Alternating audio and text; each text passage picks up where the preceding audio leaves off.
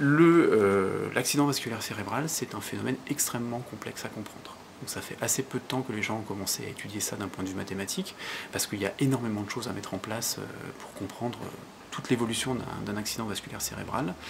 Mais ce qui reste et qui intéresse beaucoup mathématiciens et médecins, c'est que dans 80% des cas, les accidents vasculaires cérébraux sont ce qu'on appelle ischémiques, c'est-à-dire transitoires. C'est-à-dire qu'ils ne tuent pas la personne. Il y a une cible thérapeutique actuelle qui est de savoir ce qu'il faut faire quand l'accident vasculaire cérébral a commencé, mais qui n'a pas créé trop de dommages. Les médecins ont fait beaucoup d'études sur les rats à un moment pour essayer de comprendre justement ce qu'on peut faire, ce qu'on peut donner comme traitement.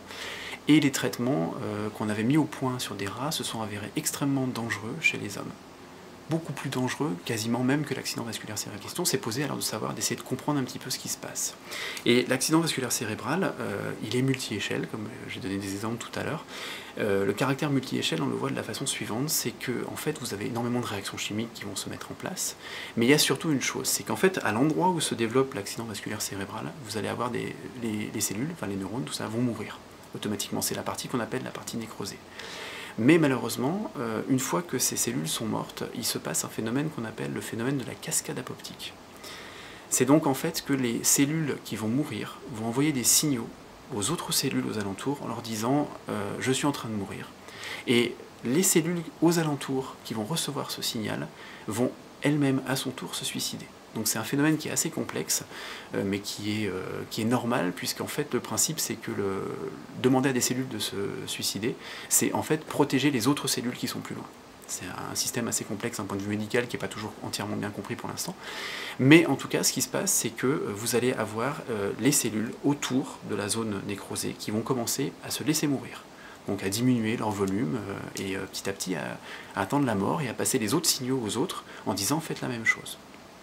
C'est pour ça en fait que les gens qui ont des accidents vasculaires cérébraux, quand ils vont à l'hôpital, ils ont 4 heures à peu près pour administrer les médicaments, parce qu'au-delà de 4 heures, il y a eu trop d'informations et généralement le cerveau est dans un état qui fait qu'on peut difficilement récupérer la plupart des facultés. Donc ce que les mathématiciens ont essayé de voir, c'est comment comprendre les moyens qu'on peut avoir pour bloquer cette cascade apoptique, c'est-à-dire que la partie qui est nécrosée, on ne pourra pas la récupérer, mais est-ce qu'on peut faire quelque chose pour la partie justement où il y a l'information qui passe en disant suicide cellulaire automatique. Donc les médecins administrent certains médicaments et les mathématiciens ont essayé de comprendre quelle était l'influence de ces médicaments. Donc il y a eu mise en place d'un modèle mathématique, comme toujours, c'est un modèle complexe, c'est un modèle multi-échelle et c'est un modèle qui, il y a 2 ans, était intraitable sur les ordinateurs il y a 2 ans à peu près. Entre-temps, ça a beaucoup évolué. Les méthodes mathématiques ont évolué, les ordinateurs ont évolué, et maintenant on peut commencer à traiter les phénomènes, on ne va pas dire en temps réel, mais on peut déjà avoir de bonnes idées sur l'intérêt ou le danger d'un médicament qu'on pourrait administrer.